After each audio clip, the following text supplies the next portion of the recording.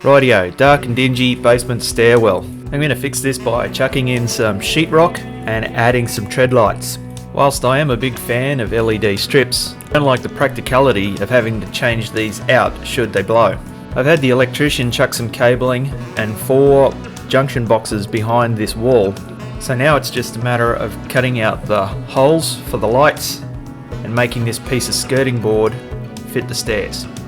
As you can see, I like to do this in situ with a 90-degree angle to make sure that the stairs fit the skirting board perfectly. It's then simply a matter of marking out where the holes go and cutting them out with an oscillating saw. As always, there's a list of tools and parts in the description below. And if you've got any questions, please feel free to fire away in the comment section. Now this house is a little over 100 years old, so it lends itself to that farmhouse style, so I'm going with a double skirting board. To save on materials, I'm using a small offcut of skirting board on the base next to the step and a long 2-inch piece of skirting board along the tip of the back of the large skirting board to create this look.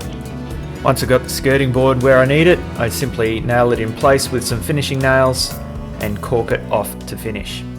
The finished result is a nice bright staircase with lots of character and is far more inviting for a person entering the basement than it ever was.